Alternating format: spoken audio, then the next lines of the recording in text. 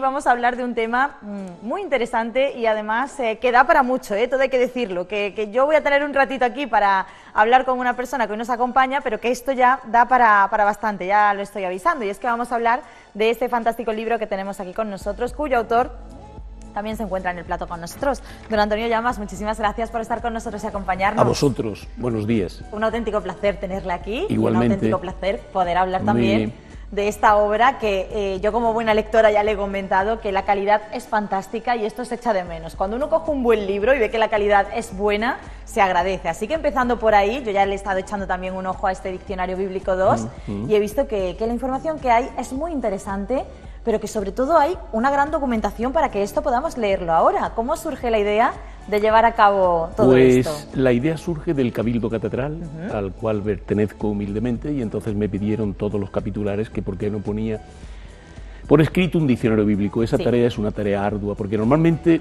lo que tenemos en el mercado, lo clásico, es el Kittel. El Kittel tiene 27 tomos de Nuevo Testamento y 10 tomos de Antiguo Testamento.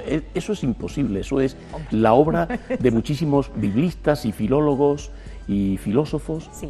Y entonces eso tardó casi un siglo en redactarse definitivamente. Esto es una empresa más humilde. Es decir, leyendo los textos que antes decía, leyendo Josué, Jueces, Samuel, Reyes, los libros esos, que componen entre todos 151 capítulos. Casi nada. Pues entonces eso es poquito para los que estamos enamorados, porque el secreto está en que una persona que se dedica a esto esté enamorado y haga de su vida un ser palabra, es decir, un comunicador. En eso, perdón, estamos de acuerdo, porque usted lo que hace es comunicar y en esta casa lo que el instrumento y la clave interpretativa es la palabra. Por supuesto. Somos imágenes caminantes de palabras, cada uno de nosotros y cada una, ¿no? Entonces, en esa tarea, pues pensé no escribir un tocho que tuviese 1500, 1700 hojas, porque eso no lo lee nadie, sino hacer volúmenes poco a poco, con una letra grande, guardar un estilo propio, saber decir, no solamente para las personas sencillas, sino también para las personas que se acercan, que muchas veces no entienden una palabra, ¿no? Saber captar el sentido de la palabra, que es el significado. Hoy ya no está tanto por procedimientos literarios excelsos, sino las personas lo que queremos saber es el significado de las palabras, ¿no? ¿Por qué es esto así? ¿Y por qué significa esto? ¿Y qué sentidos tiene? Entonces, viendo eso, pues yo he hecho un esbozo en este segundo volumen de 34 voces, ¿no? Que van desde Josué hasta los músicos. Josué es un nombre hebreo que significa el que salva. Es el mismo nombre del autor de la Escritura Santa, que se llama en griego Jesús, pero en hebreo es Josué. Y entonces significa el que salva. Y al final se termina hablando de los Sheilin Adonai, es decir, Sheil significa sonido, Sheilin sonidos, ¿de quién? Del Señor. Esa es la música, los músicos. Los músicos que acompañaban el templo de Jerusalén, posiblemente en los tiempos de David y de su hijo Salomón, ¿no? Entonces, actualmente también los templos son acompañados por la música, que son como los sonidos de Dios, ¿no? Y nuestra catedral tiene una coral y una orquesta sinfónica fenomenal, debida a la batuta de don Antonio Murillo, que es el maestro de capilla, el chantre, ¿no? Y entonces, pues, yo quisiera que este segundo volumen fuera contemplar que Dios, con todos mis respetos, Dios actúa en la historia, y la historia se compone de palabras, y las palabras significan lo mismo que las personas, toda una vida, engloban toda una vida. ¿Cómo ha sido la selección de esas palabras clave, que hablábamos antes fuera de cámara de la importancia de ellas? Leyendo el texto. Leyendo el texto uno se cae en la cuenta rápidamente cuáles son las palabras que más se repiten cuando una palabra reincide. El autor tiene una intención literaria y es esa palabra la que va a abrir un abanico de realidades. Por ejemplo, Josué, que es la primera palabra, el que salva. Todas las personas estamos llamadas a la salvación, independientemente de que lo que dice el Papa Francisco, aunque no sean creyentes, ni católicos, ni cristianos, todos estamos llamados a la salvación. Y todos somos hijos de Dios. De ahí el amor tan grande de Dios. Aunque no creamos, pero Dios sí cree en nosotros. Esa es la antinomia, la contradicción. Sí. Y esa es la palabra. Por ahí empieza, y el diccionario de este segundo volumen termina en los sonidos de Dios. Porque en definitiva, eso tendríamos que ser las personas como músicos de Dios, para alabarlo, para quererlo, para sintonizar con Él, para tener entrañas de misericordia, para entendernos, para respetarnos, para comprendernos, para unirnos en aras del bien común, de la justicia y de la paz. ¿Cuál es el poder real de la palabra? Infinito, inconmensurable, porque se llama Jesucristo. Es decir, cuando estamos con la Biblia o cuando se proclama la palabra, esa palabra no es una palabra cualquiera, es una palabra inspirada y ha de ser interpretada en el mismo espíritu en que fue escrita. Sí. Y entonces esa palabra se llama Jesucristo. El mejor tesoro que tiene la Iglesia es la palabra de Dios. Mejor que todas las catedrales de todo el mundo, mejor que todas las bibliotecas, mejor que todos los lugares que guardan tesoros inapreciables en manuscritos, en incunables. Está ahí la palabra, que es el vehículo que hace que nos entendamos al hablar. Y ese Señor se llama Jesucristo para nosotros. En el día a día que hoy tenemos, con tantas prisas, siempre corriendo, que muchas veces ni siquiera escuchamos las palabras de quien tenemos al lado, ¿es complicado encontrar tiempo para escuchar esa otra palabra y para entenderla? No, complicado no es que la persona quiera. Cuando yo amo una cosa, voy en busca de eso que quiero y lo consigo. No hace falta leer un capítulo, un verso. Yo recuerdo el salmo del domingo anterior, que estamos cerca, estamos a Marte. El Señor ha estado grande con nosotros y estamos alegres. ¿Por qué estamos alegres? Porque Dios está en nuestra vida. Cuando el hombre pierde la brújula de Dios, o la mujer, nos perdemos. Yo no digo que los que no creen no encuentren la brújula, pero sería una brújula más completa, sería más universal, sería también más comunicativa, de hechos, de alegría, de sinfonías, de canciones, porque esa es la vida. Estamos hablando también de la fuerza de la palabra, pero tenemos que hablar de la fuerza de los nombres, que a su vez son palabras también, pero son nombres que se repiten y bastante, y esos nombres también quedan aquí reflejados. Los nombres son siempre emblemáticos, ¿no? Y los nombres tienen un significado, o muchos significados, para cada ocasión. Y entonces el autor sagrado, los hombres inspirados, las mujeres inspiradas, pues también ponen por escrito esa realidad. ¿Para qué? Para darle importancia no tanto a esos nombres que la tienen y sus significados, cuanto a la realidad que describen, que es la realidad de Dios en medio de los hombres, ¿no? Importantísimo el escuchar esa palabra, el entenderla y el que quede reflejada en obras como esta. No ha tenido que ser fácil la selección de todas estas palabras para este segundo volumen. No, fácil es. A mí me apasiona, es mi vida, la palabra de Dios es mi vida.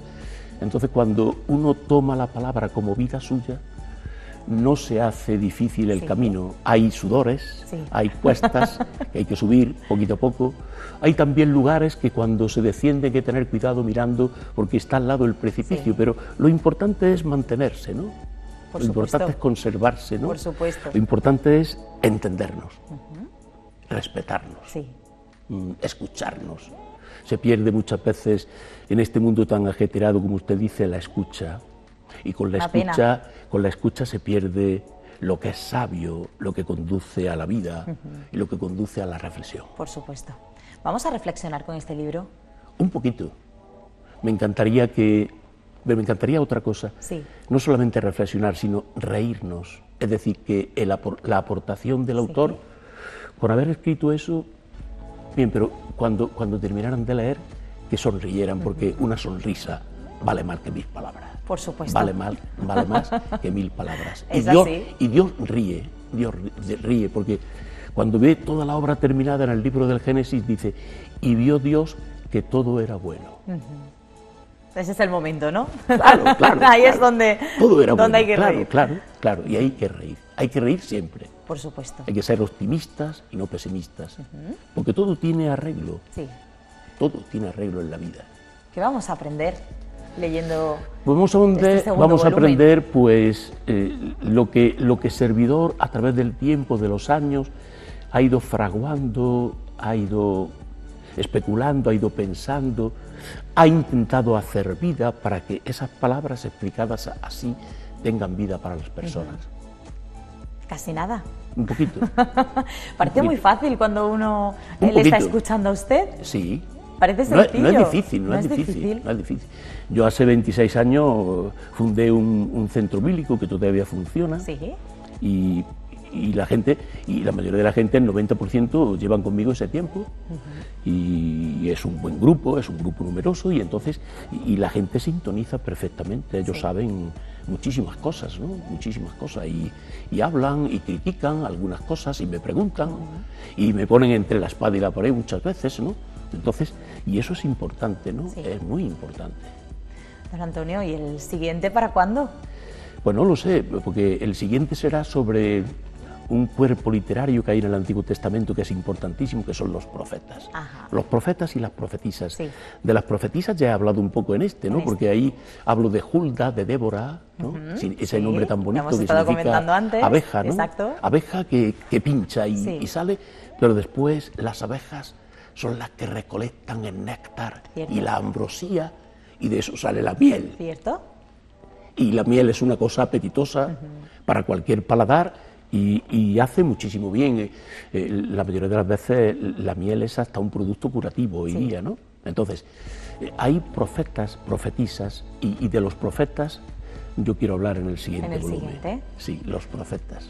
¿Cómo es ese trabajo de sentarse, seleccionar sobre qué libros se va a trabajar y al final conseguir una obra como esta, como el Diccionario Bíblico en este segundo volumen? A partir de reflexión, también muchas veces de oración con el texto bíblico, porque ya dije antes que Jesucristo es la palabra, ¿no? Y a este Jesucristo que dirigirse y decirle: Señor, yo soy muy poco al lado tuyo, pero ilumíname, que tu espíritu me ilumine, échame una mano, dame fuerzas, que no pierda la alegría, que no pierda de reírme de mí mismo, porque yo al fin y al cabo soy muy poco, tú eres todo, tú tienes respuestas para todo, y la última palabra es tuya, ¿no? Lo que dice la letra final, la palabra final del Apocalipsis, ¿no? Sí.